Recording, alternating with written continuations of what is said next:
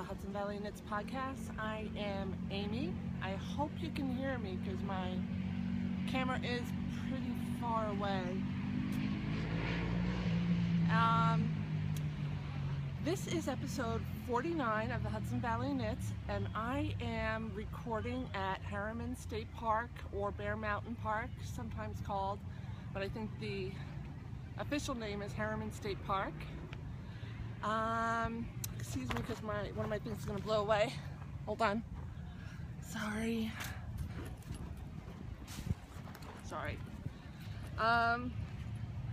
I am podcasting. I'm kind of winging it. I don't have show notes. I just decided to come here because, honestly, it's a beautiful day.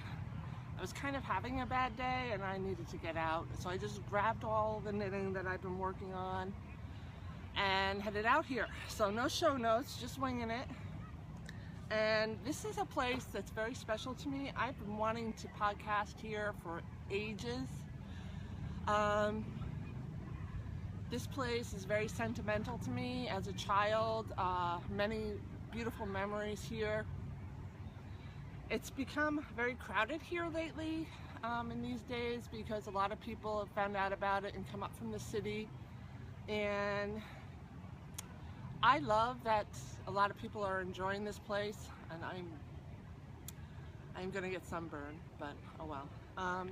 I just don't like the litter they leave behind. I always come with a bag, and just walking to this spot, it's half full of people's garbage that they don't throw away, and that just annoys the heck out of me. But it's not a quiet and alone place anymore unless you come during the week. But it's so beautiful. I have a dream of having my own knitting retreat here. There's an inn at the top of the mountain behind where the camera is. And I actually taught a Reiki class one weekend here. And they have party rooms or whatever, halls that you can, they have weddings there. And usually the inn is only open for an event. So like if you're having a wedding, they open the inn and your wedding party stays there. It's not, you can't just come here with a couple and make a reservation, but it overlooks this lake behind me. There are rooms and there are also little cabins you can rent. And there are a couple of different rooms where you could do knitting things, like have a class or a area to sell things. So I don't know, maybe one day I'll do this. But I love it here, and if I did do it, it would be autumn. But the problem is also the availability because everybody wants to get married here. And so autumn is prime wedding month and it raises the rates, but it's so beautiful here. It's just so beautiful here. I would love to wake up early one morning from one of those cabins and walk around this lake. There's a path that walks around the lake, and I took a picture. I might, before I leave, give you kind of like a walking video tour that I'll kind of edit up and just to show you some of the beautiful things to see here.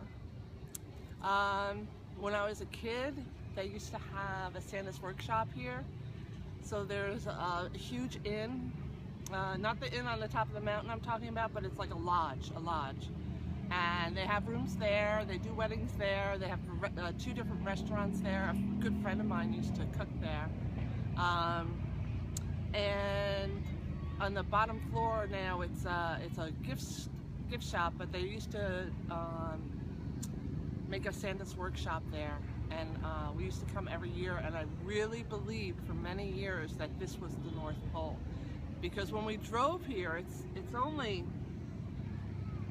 I don't know, 15-20 minutes from where I live. But when we drove here, it seemed like forever, far away. And I really thought it was the North Pole. So I knew from the day I first started this podcast that I would want to record here one day. Anyway, like I said, I'll put a little tour at the end. I think that'd be a great idea. So the lake behind me is Hudson Lake, and they got a lot of paddle boat people on there, and there's actually people up here near where I am walking around. So if there's any, interference, I apologize. So I have some knitting, some whips. I have no finished objects. I have no stash enhancement. I have no spinning to talk about this week. So that's kind of one of the reasons why I'm just winging it. I didn't even bring my tripod. The phone's kind of on a little mini tripod holder, the phone which is recording. I just grabbed stuff. I literally grabbed stuff and left the house. So let me talk about what I'm knitting on this week. This is my Jan Smiley bag. I think this is one of the first bags she ever made. It's got a beautiful lining. This is our Queen Anne's lace, which is one of my favorite flowers. And in this, I have the tribute sweater, a design by, I shouldn't say design, a pattern by Heatherly Walker. And it's a replication of a sweater from Auschwitz concentration camp museum. A sweater that was worn by an infant that came to that camp. And it's a tribute, and it's supposed to be an honor to the love and to the child and all the families that were put through hell, literally. So to me, this is very special. I only have one sleeve left to go, and then all the details, the trim and whatnot. And this is going to be probably, this will be for my coworker. And again, I forgot the thing from the yarn. It's yarn I got from Schoolhouse Press when I was at knitting camp, and I keep wanting to say Blackberry Ridge or something like that. It's this beautiful, squishy 2-ply or 3-ply fingering weight. It's a 2-ply fingering weight. It's super nice and squishy, and it feels a little lotiony and soft. I love it. I'm holding the yarn double, and I never really talk about this, but because I'm always knitting on my highs, but I'm knitting these on size 3 highs. I usually have a tight gauge, but I couldn't get gauge with this yarn, and I really wanted to use this yarn. So what I did is I took her pattern and I just took my gauge and did everything percentage wise. So whatever my gauge was to her gauge percentage wise, that's how I brought down all the stitch counts and measurements and whatnot. So it's coming out really nice. I'm very happy with it. The baby's not due till January, but some other co-workers and I are going to, excuse me, get a little comfortable, are going to have a little surprise, something for her, probably, I don't know, November's a tough time. Well, November's not too bad. December's impossible because we're supporting year-end clothes and stuff, but we'll see. The other thing that I've been working a lot on, that I've been talking a lot about but not doing much on except until recently, is Marc's Rhinebeck sweater. And Marc got the whole weekend off. I'm so excited. Here are the sleeves. There you go. See, I'd have to get up to give you a close-up, and I'm not getting up again. You can see the braid going up the sleeve. I'm knitting 2 at a time on my signature size 9. This is Bane & Yard by Alice Starmore's, I think it's, it just says Alice Starmore's Bane.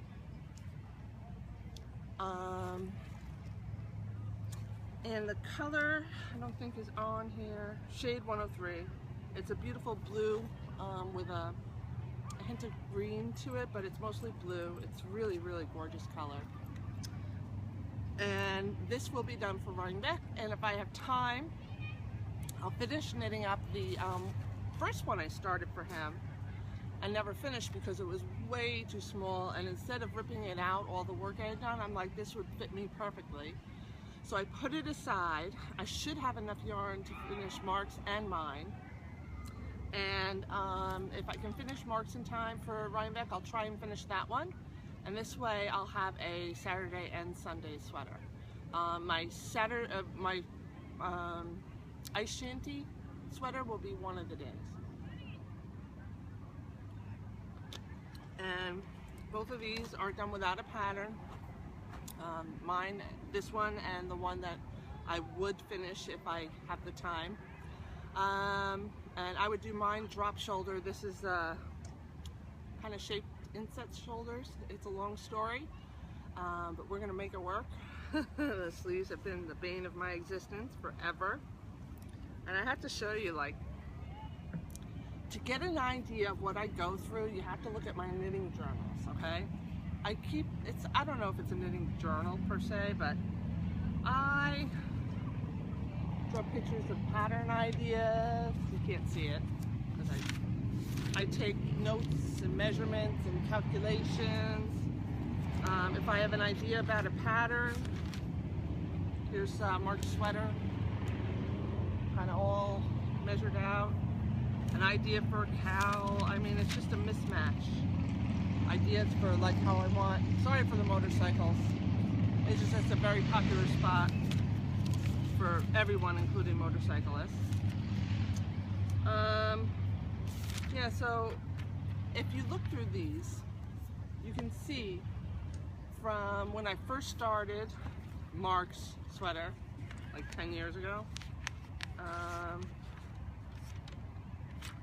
Where is it here? Flat.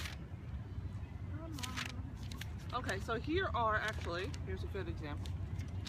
Here are some of the charts that I was playing around with for ideas for the original.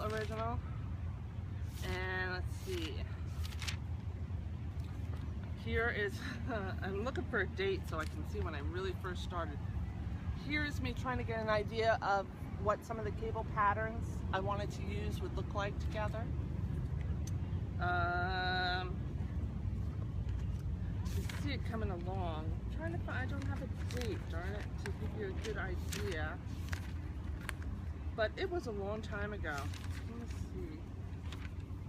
see. I usually throw dates in here. Oh, here's the beginnings of my Guardian of Air pattern, when it was just an idea. I don't know. This is pretty cool, I think. But here's me toying with how it was going to look. But there's tons of notes here about Marc's sweater, fixing and getting things wrong and changing it up, and it's just been a nightmare. I don't knit a lot of sweaters, so this is kind of new to me. And it's been really tough. I think the game changer for me was taking a class by Patty Lyons at Vogue Knitting Live last year, or earlier this year rather. And it really helped me understand better the architecture of sweaters. And I don't know why it was her class and not others, because I took some craftsy classes and other things, design classes, sweater design classes, but hers kind of hit home to me. And I think it's because it was very mathematical, and I have a mathematical mind. Originally I was a math major when I first started college, and I switched to finance. But I don't know, it just hit home, and I kind of was able to I'm gonna get this sweater done, come hell or high water. All right, so that's that. What else we got in here? I brought with me, this is the Yarn Fairy in My Garden, a mystery knit along shawl, which is technically complete, and a few people have finished it. I think there are 3 or 4 people that finished it. I am just finishing clue 3, and you're gonna have a real hard time seeing the details here.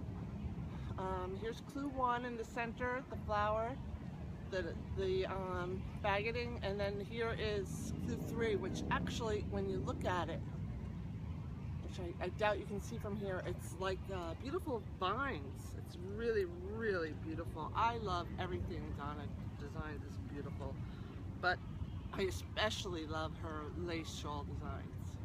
Her pie shawls and her just her wraps, they're all magnificent.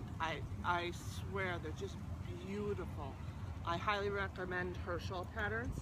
So this is, I wanted to show you the yarn too by Yarn Fairy Yarns. So this is the first color. It's an extremely almost neon hot pink.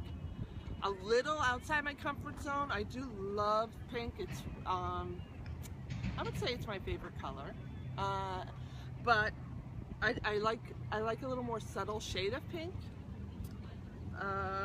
especially with this much of it. But when you see how it progresses, so here's the next pink, and you can see the chocolate browns in there, and it's a little lighter. I don't know if you can catch that, but it is. It's a little lighter. And then once I run out of that, it will be this chocolate brown with hints of lavender and pink. Right? Beautiful. This is my favorite of all of them. And then there's this, which is pretty much all chocolate brown with just little here and there pinks and lavender. And that's going to be the outside border. So this is a project that I'm really loving. I love knitting shawls. I love knitting lace. I love knitting Donna's patterns. And maybe I'll finish it before Rhinebeck, but I think the focus is going to be, you'll see that this is going to be on the back burner. And most of my free knitting time will be on the Rhinebeck sweaters. All right, so what's next here? Last. Nope, two more things. Okay, so just another pair of socks. Now, last week I was traveling for work. I was out in Texas for a whole week for work, and it was grueling. So, and I only brought one thing, sweater, not a sweater, a pair of socks to knit on, because, and I literally cast them on before we left. Or I had this much done, and I think I might have shown them to you the last podcast, but I don't really remember. But it's all I brought because I knew I'd be working really long days, and really the only time I'd have to knit would be probably on the plane, and I was right. What I didn't anticipate were the hours and hours and hours I'd be spending in airports because of canceled flights and various other semi-traumatic experiences. So I would say if it weren't for all those flight delays, I wouldn't have gotten a sock done. The reason I did get a sock done was because of that. Hermione's Everyday Socks. I finished the first sock in Texas. So except for the cuff, pretty much, and a little bit of the sock itself, this whole sock has been knit in Texas, or LaGuardia Airport in New York. And I will look at this forever and think of that week from hell. It was, don't get me wrong, I don't mind the work I do, and I'm not abused at work. But that particular week, we were, Monday night and Tuesday night, we worked till 1 o'clock in the morning. Wednesday night, we worked till 8 p.m. Thursday was easy peasy, and we just worked till noon, and then we went to the airport. We were supposed to fly out at 3 something, and our flight got canceled. All flights to New York got canceled that Thursday night because of storms. And there were hundreds of people on standby. And my boss was there, and one other coworker was there, and he was on the phone making calls. He actually, his sister-in-law works for the airline that we were flying on, and he just called her to find out what was going on, and she said all the flights are canceled because there's like a backlog because there were storms. The storms weren't going on then, but they were so backlogged from storms earlier that they couldn't take any more because they weren't caught up. So he, if it weren't for her, his sister-in-law, we would not have gotten a flight that we did because everyone was waiting for a flight. But she got us on a flight to Kennedy, JFK Airport, the next day. 7 o'clock in the morning we left. So we had to get up at like 4 take a 5 o'clock shuttle to get there by 6, to get on a plane by 7, right? And all this time I'm knitting, and they're laughing at me. My boss and my coworker, they're like, really? I'm like, yeah. So we're at the airport. It's like 6:45. You see the little sign that says flight blah blah blah, boarding in 15 minutes. And then some guy gets on the microphone and says, anybody on flight whatever, please come. The captain wants to have a word with you. Now this was just a little 1-hour connecting flight to Austin Airport before we fly out to JFK. And a lot of the people on that flight I recognized from the night before from the canceled flights. And he says that if you look outside, you'll see there's no plane there, and yet it says we're going to board in 15 minutes. And then he says, well, the plane never got out of maintenance. It really didn't pass the inspection, and until it's flyworthy, we're not going anywhere. Now, also keep in mind that the connecting flight in Austin, we had a half-hour window. So once we got to Austin, we had a half-hour to get to our connecting flight, which was to JFK. And this guy's saying he doesn't know when we're going to take off, but he's not accepting anything less than perfect on the plane. So we were all like, and my other coworker, she's the pregnant one that I'm knitting that sweater for. So she's like 5 months pregnant, 4 months pregnant, and she's like, she's losing it. She's crying. She wants to go home. She wants to be with her family. Luckily, we did get to board, and we were really kind of taking a risk because it was close down to the wire, but we got to Austin a little quicker than expected, and when we got there, we had like 5 minutes, right, to get to our other flight. And I was sitting towards the front of the plane, so I went out and I'm looking at the board to see where the connecting flight was. It was at the gate right next to us. We totally lucked out, because if we had to run through the airport, we would have been screwed. I'm not a fast runner. My friend was pregnant, and my boss probably would have made it. But anyway, so we got on our plane, and I also lucked out because on both planes, I had the seat next to me empty, which is really nice sometimes. So, long story short, I will forever think of Texas when I wear these socks. And I also have to say that I'm doing the Hermine everyday socks. There's between all these patterns rows, there's supposed to be a knit row, a plain knit row, and I forgot that the whole sock.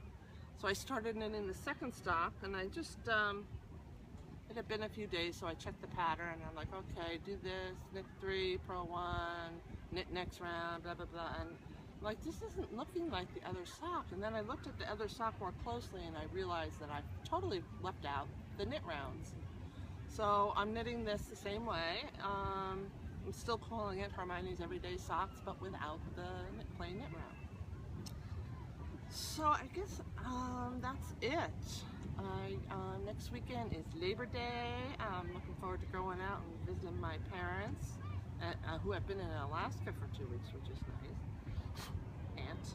And yeah, so I hope you guys all have a great Labor Day weekend. I will be podcasting again, I guess, in mid-September, and hopefully my Rhinebeck sweater will be done. Oh, someone's flying a drone out there. They got their camera on a drone, which they probably don't realize it, but they're illegal in some places in New York because of privacy. So you might see it go by. You see it? No, too high. Anyway, I guess I'm going to sign off now, and like I said, I will walk around and give you guys a little tour. I have loved sitting here talking with you, and I will see you in a few weeks. All right? Bye-bye.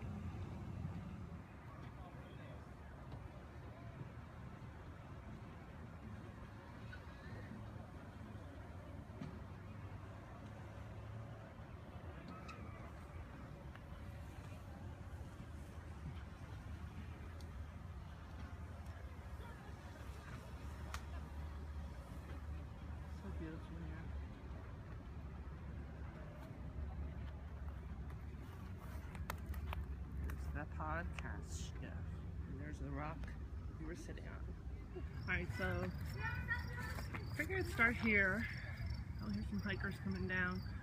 This is actually one of the trails, it's part of the Appalachian Trail Network. And they just redid the trail, but it goes up to Pleasant Drive, which maybe I'll stop by.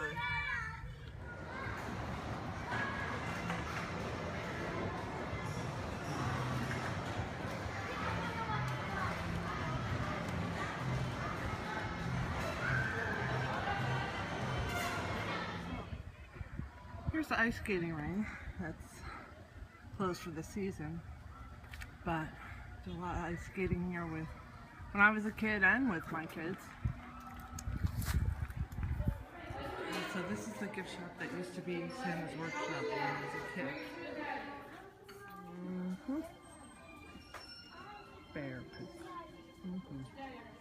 So that's the Perkins Tower. If you go up there, there's like one of those telescope things you can see in New York City. Here's all the motorcyclists.